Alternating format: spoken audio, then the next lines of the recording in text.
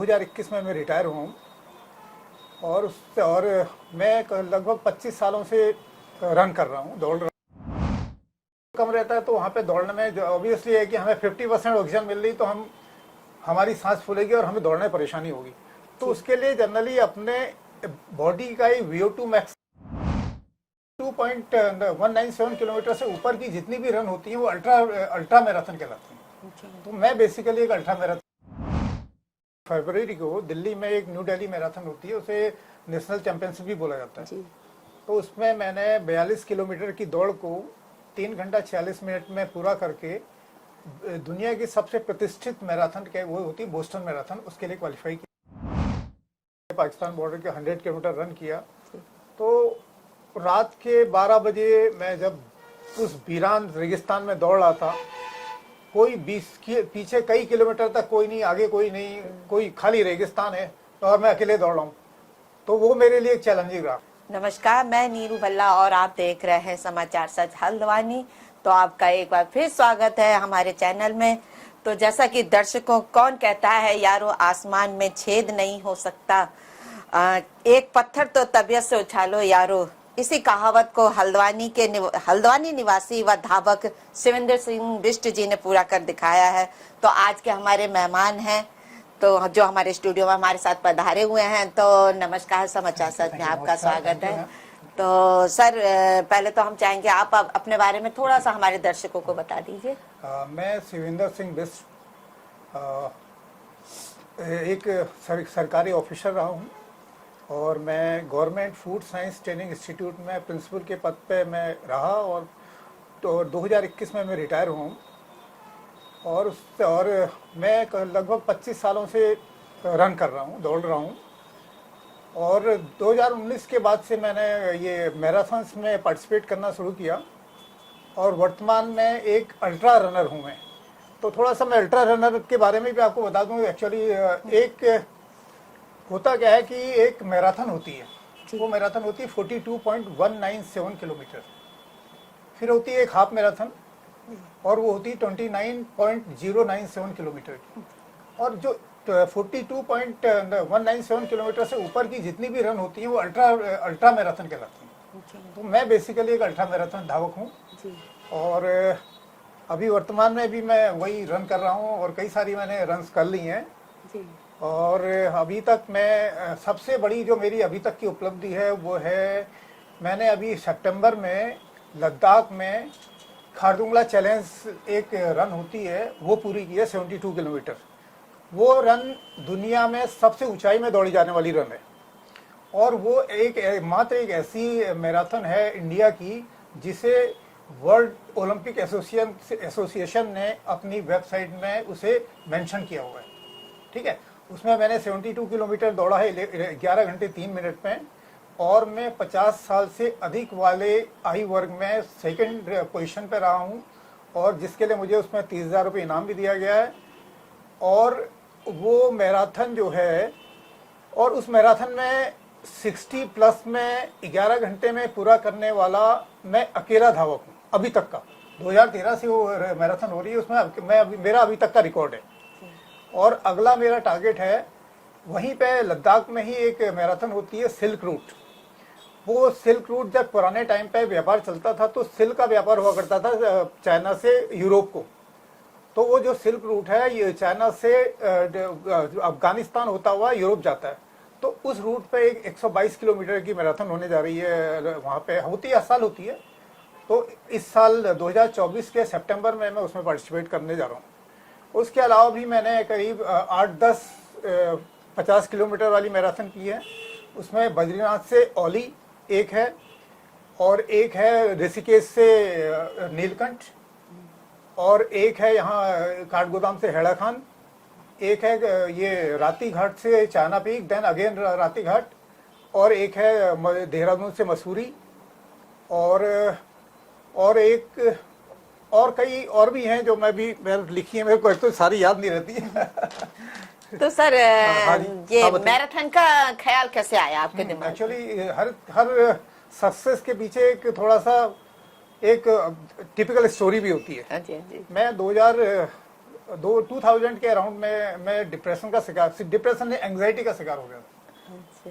तो एंग्जाइटी का मतलब कि अपने आप में परेशान रहता है आदमी विदाउट रीजन, और लगता है कि मुझे कुछ प्रॉब्लम है। बिल्कुल बिल्कुल। हाँ, तो फिर मैंने कई डॉक्टर्स को दिखाया, तो उन्होंने जनरली मेडिसिन देते थे, वो मुझे ठीक नहीं होता था। तो मैं फिर अल्टीमेटली मैं सफदरजंग दिल्ली गया, मैंने टेस्ट कराए। जब सारे टेस्ट नॉर्मल आए तो उन्होंने मुझे साइकेट्री डिपार्टमेंट होता है एक, मनोरोग डिपार्टमेंट, जी।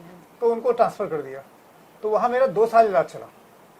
तो 2 साल बाद डॉक्टर साहब ने बोला कि आप कब तक गोली खाओगे, आप कुछ अपनी लाइफ स्टाइल को चेंज करो। जी।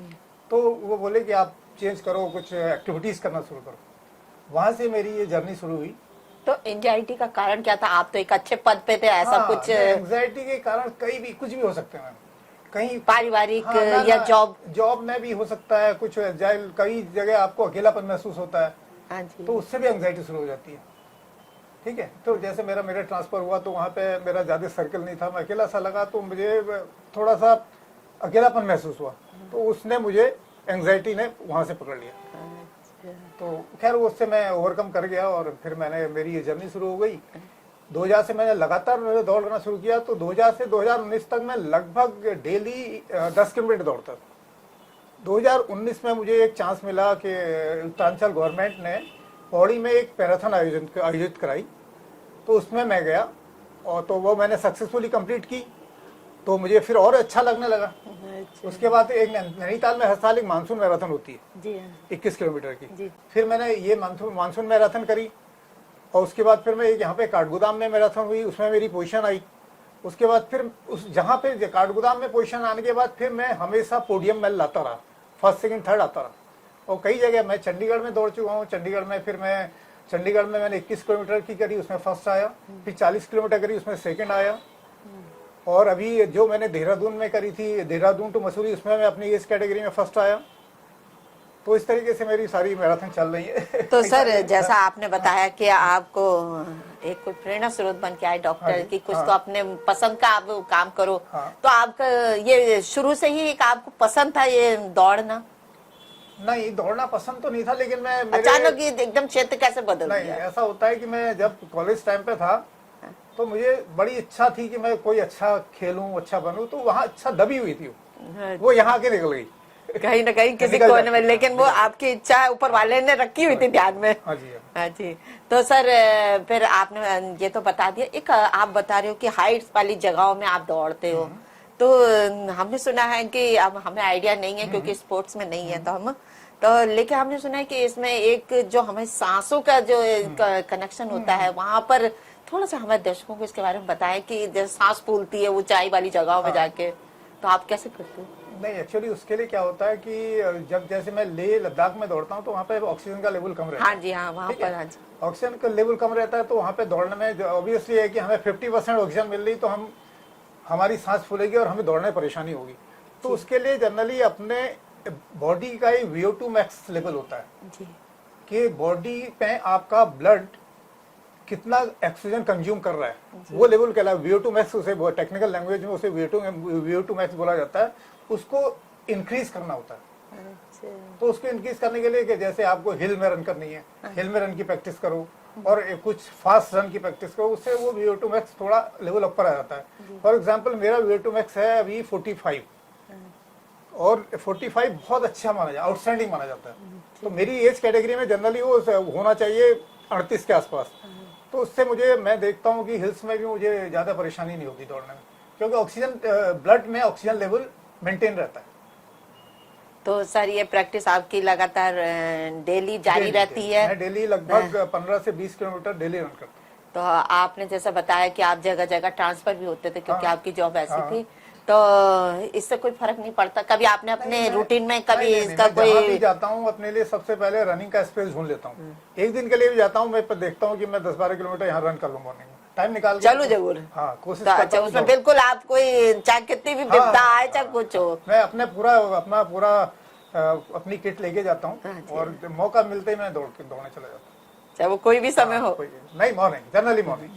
Generally morning. तो कितने बजे उठ जाते हैं आप सुबह? मैं सवेरे 4 बजे उठ के फ्रेश होके, और जाड़ों में तो थोड़ा लेट हो जाता है, जाड़ों में जनरली 6 बजे अंधेरा ही उजाला ही होता है।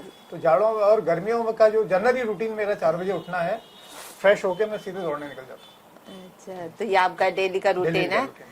तो सर तो अभी तक कितने खिताब जीत चुके हैं आप इसमें? मैंने लगभग 80 के करीब हाफ मैराथन की है, 21 किलोमीटर वाली। 80। अच्छा। और 14 करीब मैंने अल्ट्रा मैराथन की है, 50 किलोमीटर से ऊपर वाली। हाँ जी, हाँ जी। और लगभग 15 के आसपास फुल मैराथन की हैं, जो 42 किलोमीटर वाली होती हैं। तो यही की हैं और अभी सिलसिला जारी है। खिताब लेते कैसा महसूस होता है उस समय में? बहुत अच्छा लगता है। लोग मतलब एक एनर्जी लेवल ही अलग हो जाता है। 60 प्लस में लोगों के कहता हूँ तो कई लोगों को विश्वास भी नहीं होता। कई लोग नेगेटिव भी बोलते हैं कि कहाँ दौड़ रहे हो, घुटने खराब हो जाएंगे, ये होगा। तो मेरा मानना है कि मैं 25 साल से रन कर रहा हूँ, अगर मेरे घुटनों को अभी तक कुछ नहीं हुआ तो आगे भी कुछ नहीं होने वाला है। क्योंकि बेसिकली जो ह्यूमन बॉडी है ये दौड़ने के लिए बनी है। अगर हम अपने उसमें जाएं, एंशिएंट पीछे जाएं, तो मानव क्या करता था?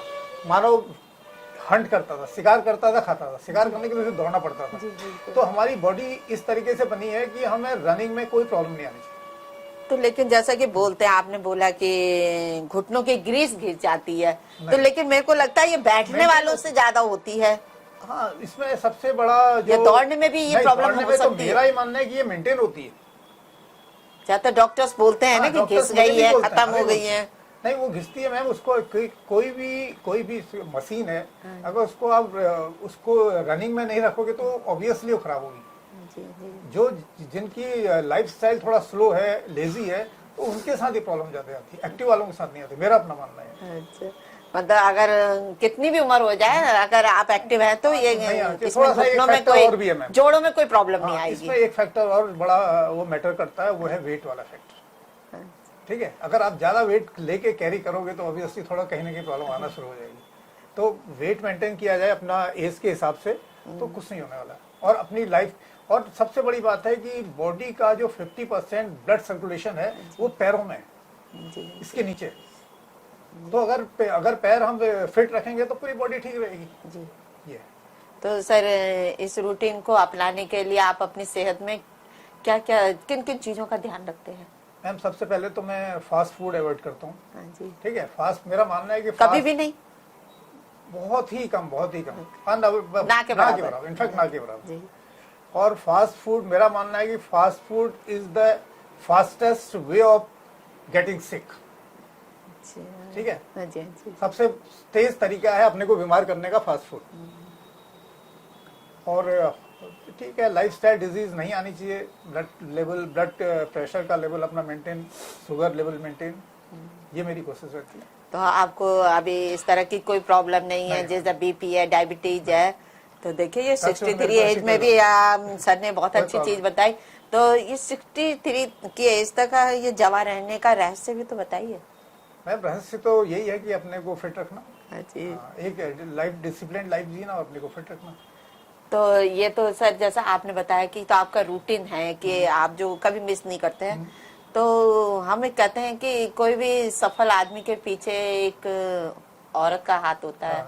तो आप परिवार का कितना सहयोग रहता है? परिवार का नहीं, परिवार हमेशा सपोर्ट करता है। कभी भी मुझे इतनी जगह जाना होता है, मैं ऑब्वियसली पैसा भी खर्च होता है और घर के बजट से ही वो खर्च हो रहा है। हाँ जी। ठीक है, हाँ तो जी, हाँ। मतलब कभी भी जो मेरी फैमिली है, मेरी वाइफ है, कभी उन्होंने कोई ऑब्जेक्शन नहीं किया, बल्कि सपोर्ट ही किया। हाँ जी जी। तो घर में बच्चे भी इस क्षेत्र में आ रहे हैं आपके? नहीं, मेरा केवल एक बेटा है। हाँ जी। और वो वहाँ रहता है, यूएस में रहता है। अच्छा, यूएस में। उसको मैंने पढ़ाया और यूएस में जॉब करता है। अच्छा, वो वहाँ जॉब करते हैं। तो साथ में आप यहाँ पर मिसेज और आप हैं। तो सर हमने सुना है कि अभी आपने हाल ही में अंतर्राष्ट्रीय लेवल की जो सबसे बड़ी मैराथन होती है वो आप क्वालिफाई करके आए हैं। हाँ, अभी मैं 25 फरवरी को दिल्ली में एक न्यू दिल्ली मैराथन होती है, उसे नेशनल चैंपियनशिप भी बोला जाता है जी। तो उसमें मैंने 42 किलोमीटर की दौड़ को 3 घंटा 46 मिनट में पूरा करके दुनिया की सबसे प्रतिष्ठित मैराथन के वो होती है बोस्टन मैराथन, उसके लिए क्वालिफाई किया है। और संभवतः मैं 2025 में उसको पार्टिसिपेट करूंगा। वो मैराथन एक ऐसी मैराथन है जिसकी एक हर दौड़ने वाले का, दुनिया में हर दौड़ने वाले का, चाहे वो ओलंपिक चैंपियन भी रहा हो, उसका भी ड्रीम होता है कि वो बोस्टन मैराथन एक बार दौड़े। सर जैसा आपने बताया कि ये 3 घंटे कुछ मिनट में, जैसे इससे भी लंबी रेस होती है क्या, इतने ज्यादा घंटे जिसमें लगते हैं? हाँ नहीं, जैसे अभी मैंने अभी 2 स्टेडियम रन की हुई है, 12 घंटे की रन होती है, वो 12 घंटे लगातार दौड़ना होता है। एक मैंने चंडीगढ़ में की है, चंडीगढ़ के देवीलाल स्टेडियम में, और एक मैंने की है ये धर्मशाला के इंटरनेशनल स्टेडियम में। तो उसमें लगातार 12 घंटे दौड़ के मैंने 91 किलोमीटर पूरा किया। 91 12 घंटे में जाके। और अभी मुझे 9 मार्च को दिल्ली के जवाहरलाल नेहरू स्टेडियम में एक 12 घंटे की रन में और जाना है। वो रात के 8 बजे से सवेरे 8 बजे तक होगी। तो रात को कैसे पॉसिबल है ऐसा दौड़ना? नहीं, वो सारा उनका पूरा फ्लड लाइट्स लगी होती हैं, सारा म्यूजिक चल रहा होता है, पूरा उनका इंतजाम सारा। लेकिन जो हमारी बॉडी है वो नहीं हो जाता है। अभी इससे पहले मैं नवंबर में जैसलमेर से पाकिस्तान बॉर्डर तक 100 किलोमीटर दौड़ के आया। कितने घंटे में पूरा? वो मैंने किया है 12 घंटे 36 मिनट। वो भी रात को ही किया? वो दिन में 12 बजे से शुरू हुई थी और रात के 12 बज के कुछ मिनट में मैंने कंप्लीट कर ली। जिसमें बीच और सबसे उसका बेस्ट पार्ट ये रहा है कि उसमें 120 पार्टिसिपेंट थे जी, जो ओपन थी वो, मतलब उसमें एज कैटेगरी का हिसाब नहीं था, और उसमें मेरी 10th rank I open category में, और मैं सबसे एल्डेस्ट पार्टिसिपेंट था, सबसे मतलब एज बड़े एज के। बहुत बढ़िया सर। तो सर अब आपने जैसा बताया कि आपके इतने समय के बीच में कभी आपके साथ कोई ऐसा यादगार पल रहा होगा? यादगार पल कई सारे हैं। जैसे यहाँ पे मैं अभी ये बता रहा था कि मैंने जैसलमेर से पाकिस्तान बॉर्डर के 100 किलोमीटर रन किया। तो रात के 12 बजे मैं जब उस वीरान रेगिस्तान में दौड़ रहा था, कोई पीछे कई किलोमीटर तक कोई नहीं, आगे कोई नहीं, कोई खाली रेगिस्तान है, और मैं अकेले दौड़ रहा हूँ। तो वो मेरे लिए एक चैलेंजिंग रहा। तो मैं कई बार मैं घबराया, मैंने कहा ये क्या कर रहा हूँ मैं। तो मेरे पास विकल्प भी नहीं था, मैं कुछ कर ही नहीं सकता। तो अल्टीमेटली मेरे दिमाग में आया कि दौड़ते चले जाओ बस, और कुछ नहीं हो सकता। ये तो बहुत ही आपने मतलब एक क्या कह सकते हैं, बिल्कुल अजूबा ही है बिल्कुल।